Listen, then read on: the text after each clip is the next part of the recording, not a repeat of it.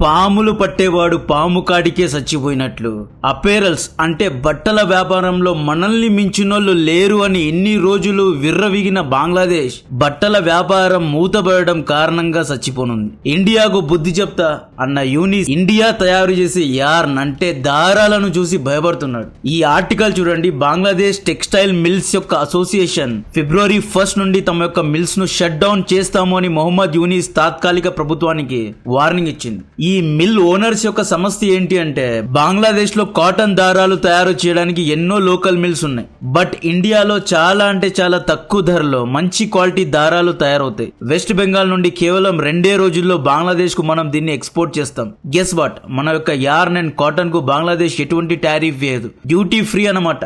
మనం ఇండియాలో KG cotton yarn ను 100 రూపాయలకు తయారు చేస్తే బంగ్లాదేశ్ లో ఉన్న లోకల్ మిల్స్ 120 రూపాయలకు తయారు చేస్తారు. ఎందుకంటే ఇండియా దగ్గర ఉన్న టెక్నాలజీ బంగ్లాదేశ్ దగ్గర లేదు కాబట్టి. అండ్ ఇండియన్ దారాల యొక్క క్వాలిటీ టాప్ నాచ్ లో ఉంటుంది. బంగ్లాదేశ్ 78% ఇండియన్ కాటన్ యార్న్ ను డ్యూటీ ఫ్రీ అంటే ఎటువంటి టారిఫ్ లేకుండా ఇంపోర్ట్ చేసుకుంటుంది. దీనివల్ల లోకల్ మిల్స్ కు 12,000 కోట్ల టాకా లాస్ అన్నమాట. మన ఇండియన్ యార్న్ కారణంగా దాదాపు 10 లక్షల మంది బంగ్లాదేశీలకు జీతాలు ఇవ్వడం లేదు. ఇప్పుడు ఈ గార్మెంట్ మిల్ ఓనర్స్ ఏమంటున్నారు అంటే 10 లక్షల మంది మీ ఆఫీస్ బయట వచ్చి ధర్నా చేస్తాము అంటున్నారు. ఈ గార్మెంట్ మిల్ అసోసియేషన్ ఏమంటోంది అంటే ఇండియా నుండి ఇంపోర్ట్ చేసుకునే యాన్ పై టారిఫ్ వేసిన తర్వాత ఇండియా యొక్క కాటన్ ధర 130 రూపాయలు అవుతుంది. మేము 120 రూపాయల కేజీకు తయారు చేస్తున్నాం. సో మార్కెట్ లో మా యొక్క దారాలు చీప్ అవుతాయి, అందరూ మా దారాలనే కొంటారు అన్నట్లు బంగ్లాదేశీ మిల్ ఓనర్స్ చెబుతున్నారు. యాక్చువల్లీ బంగ్లాదేశ్ లో mill factories and garment factories ఉన్నాయి.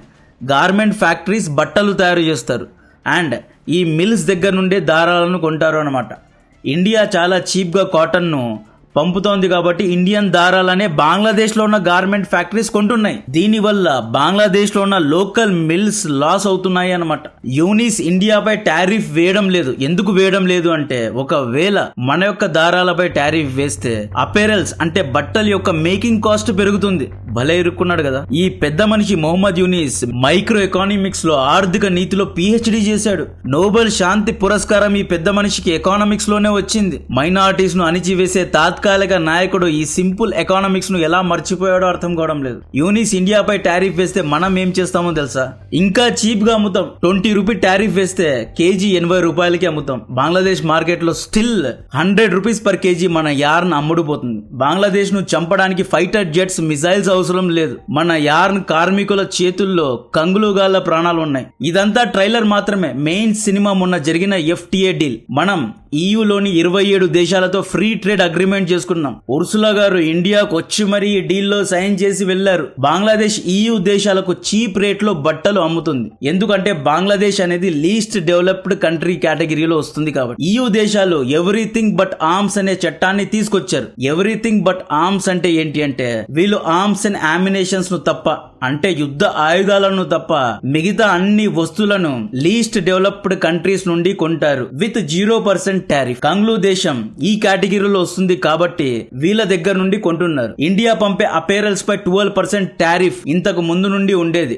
FTA డీల్ తర్వాత 0% అయింది. EU మార్కెట్ లో బంగ్లాదేశ్ అపేరల్స్ కంటే ఇండియన్ అపేరల్స్ చీప్ అవుతాయి. అంతేకాదు ఈ FTA డీల్ తర్వాత EU కు అమ్ముడుపోయే $38 బిలియన్ గార్మెంట్ యొక్క బిజినెస్ ను మనం క్యాప్చర్ చేయొచ్చు. వియత్నాం, చైనా బిజినెస్ ను కూడా మనం కొట్టగలం. మొహమ్మద్ యూనిస్ వేసుకున్న సెల్ఫ్ గోల్ గురించి మాట్లాడే ముందు మీ నుండి కేవలం 1 మినిట్ తీసుకుంటున్నా. ఫ్రీ AI కోర్స్ గురించి మాట్లాడాలి. పవర్ ఉన్నవాడికే రెస్పెక్ట్. రీసెర్చ్ చేసి న్యూ టెక్నాలజీని అడాప్ట్ చేసిన వారికే పవర్ ఉంటుంది. AI కూడా పవర్ లాంటిదే. ఎన్నో బిజినెసెస్ ఈ AI ను వాడి ఎన్నో ప్రాబ్లమ్స్ ను సాల్వ్ చేసుకున్నారు. వర్కింగ్ ప్రొఫెషనల్స్ AI ను వాడి కెరియర్ లో స్కేల్ అయ్యారు. మీరు స్కేల్ అవ్వాలి అంటే next Saturday and Sunday 10 AM to 7 PM 2 days live AI training లో జాయిన్ అవ్వండి. ఈ ట్రైనింగ్ విలువ 10,000 రూపాయలు. బట్ మన వాళ్ళ కోసం మన పార్ట్నర్ అవుట్ స్కిల్ దీన్ని ఫ్రీగా అందజేస్తోంది. ఈ 16 గంటల ట్రైనింగ్ లో AI టూల్ కిట్ ను 10+ టూల్స్ ద్వారా ఎలా తయారు చేయాలి, ప్రాంప్ట్ ఇంజనీరింగ్ లో ఎలా మాస్టర్ చేయాలి, కోడింగ్ లేకుండా ఆటోమేటిక్ రిపిటేటివ్ టాస్క్ ను ఎలా చేయాలి, AI వీడియోస్ అండ్ ఇమేజెస్ ను క్రియేట్ చేయాలి అనే ఎన్నో విషయాలు నేర్పిస్తారు. 40 దేశాల నుండి దాదాపు 10 లక్షల మంది ప్రొఫెషనల్స్ ఇందులో ట్రైనింగ్ తీసుకున్నారు. మీరు ఏ ఫీల్డ్ లో ఉన్న టెక్నికల్, నాన్ టెక్నికల్ అందరికీ ఈ ఫ్రీ ట్రైనింగ్ ఉపయోగపడుతుంది. మీ ఫ్యూచర్ అనేది సాలిడ్ గా ఉండాలంటే AI లో అండర్స్టాండింగ్ అనేది చాలా ఇంపార్టెంట్. దీని యొక్క లింక్ ను డిస్క్రిప్షన్ లో కమెంట్ బాక్స్ లో ఇస్తున్నా, సైన్ అప్ చేసుకోండి. బంగ్లాదేశ్ ప్రజలకు 5,000 నోట్లు వెళ్తున్నాయి అంటే దానికి గల ముఖ్యమైన కారణమే బట్టల వ్యాపారం. బంగ్లాదేశ్ ఇయర్లీ $50 బిలియన్ అంటే 4.5 లక్షల కోట్ల ఎక్స్పోర్ట్ చేస్తుంది. ఇందులో $40 బిలియన్ దాదాపు 80% బట్టలనే ఎక్స్పోర్ట్ చేస్తుంది. ఈ $40 బిలియన్ లో $20 బిలియన్ EU దేశాలకే బట్టలను అమ్ముతుంది. H&M బట్టల కంపెనీ గురించి మనకు తెలిసింది. స్టైలిష్ బట్టలు తయారు చేస్తారు. ఇది స్వీడిష్ కంపెనీ. H&M ఏం చేస్తుంది అంటే బట్టల యొక్క డిజైన్ ను బంగ్లాదేశ్ లో ఉన్న గార్మెంట్ ఫ్యాక్టరీస్ కు పంపుతుంది. బంగ్లా గార్మెంట్ ఫ్యాక్టరీస్ ఇండియా నుండి కాటన్ ను చాలా తక్కువ ధరకు కొని చైనా నుండి ఫ్యాబ్రిక్ ను ఇంపోర్ట్ చేసుకొని చీప్ లేబర్ ద్వారా H&M యొక్క ప్యాంట్స్ అండ్ షర్ట్స్ ను కుడుతుంది. మళ్ళీ స్వీడన్ కి అమ్ముతారు. స్వీడన్ బంగ్లాదేశ్ నుండి $5 కు బట్టలను కొని ప్రపంచానికి $30 కు అమ్ముతుంది అన్నమాట. ఈవెన్ ఇండియాలో కూడా ఒక్క H&M జాకెట్ 3,000 నుండి స్టార్ట్ అవుతుంది. ఈ జాకెట్ ను బంగ్లాదేశ్ $1,000 కుట్టి స్వీడన్ కు అమ్ముతుంది అన్నమాట. అండ్ బంగ్లాదేశ్ దగ్గర రా మెటీరియల్స్ లేవు. కాటన్ ఇండియా నుండి, ఫ్యాబ్రిక్ చైనా నుండి, మరొకటి ఇలా అన్నిటిని ఇంపోర్ట్ చేసుకుని చీప్ లేబర్ పెట్టుకుని ఇన్ని రోజులు వీఆర్ డెవలపింగ్ లైక్ ఎనీథింగ్ అని ఇండియానే తలదన్నుతామన్నట్లు మాట్లాడారు. మొన్న మొహమ్మద్ యూనిస్ ఏమంటాడు అంటే, ఈయన మాటలను ఒకసారి వినండి, ఆ తర్వాత మాట్లాడు. Here we are in the West, which relies a lot on Bangladeshi garments. Donald Trump's tariffs, how much do they worry you as an economist? We are very happy the way it went, the negotiation, the tariff negotiation. Do you think it's 20%? 20%, yes. So still high. It's not as high as we were worried about. So India got much higher.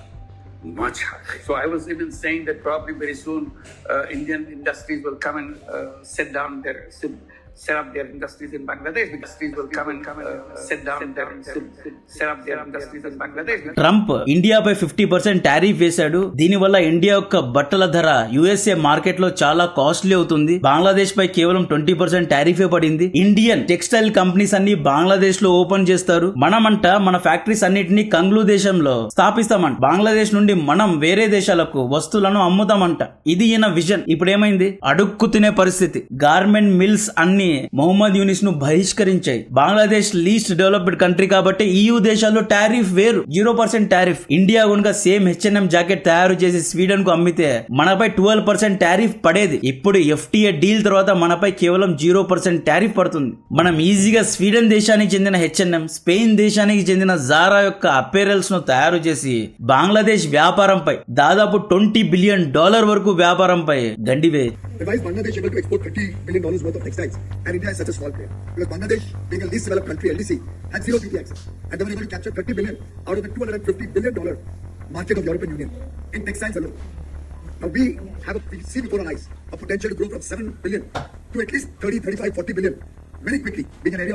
Bangladesh లో అసమానతను తగ్గిస్తానని చెప్పి Hindu minorities పై దాడి చేసిన Mohammed Younis ఆర్థిక నీతిని తీర్చిదిద్దడంలో utter flop అయ్యాడు. బంగ్లాదేశ్ లో 30 నుండి 40% mills కు 70% విద్యుత్తును అదాని అనబడే ఇంకొక ఇండియన్ కంపెనీ సరఫరా చేస్తోంది. ఈ పెద్ద మనుషులు చూడండి, కరెంట్ ఇండియా నుండి, కాటన్ ఇండియా నుండి, ఫ్యాబ్రిక్ ఇండియా నుండి, ఇలా అన్నిటినీ ఇండియా నుండే తీసుకుంటున్నారు. స్వాతంత్రాన్ని ఇప్పించింది కూడా ఇండియానే. అన్ని చేసిన ఇండియా పైన వీళ్ళు ఇప్పుడు తిరగబడుతున్నారు అంటే నమ్మక ద్రోహానికి పేరు ఏదైనా ఉంది అంటే అది బంగ్లాదేశ్. అదాని 16,000 మెగావాట్ల కోల్ పవర్ ప్లాంట్ ను జార్ఖండ్ లో కట్టి బంగ్లాదేశ్ కు మాత్రమే కరెంట్ ను సప్లై చేస్తున్నాడు. అదాని చాలా ఎక్కువగా చార్జ్ చేస్తున్నాడు అని చెప్పి యూనిస్ డిస్ప్యూట్ పెట్టుకున్నాడు. డబ్బులు కట్టలేదు అని చెప్పి అదాని ఎనర్జీ సప్లైస్ ను స్టాప్ చేసింది. అదాని ఏం చేశాడు అంటే 8 గంటల్లో 10 సార్లు పవర్ కట్ చేశాడు. ఇది కూడా ఒక స్ట్రాటజీనే. పవర్ ఆన్ అయితే వీళ్ళు అన్ని మిషన్స్ ను, ప్రెస్సింగ్, మ్యానుఫ్యాక్చరింగ్ మిషన్స్ అన్నిటిని ఆన్ చేస్తారు. సడన్ గా పవర్ కట్ అయితే మళ్ళీ ఫస్ట్ నుండి స్టార్ట్ చేయాలి. ఈ విధంగా ప్రొడక్షన్ యొక్క టైం చాలా అంటే చాలా పెరిగిపోయింది. ప్రొడక్షన్ లాసెస్ వచ్చాయి.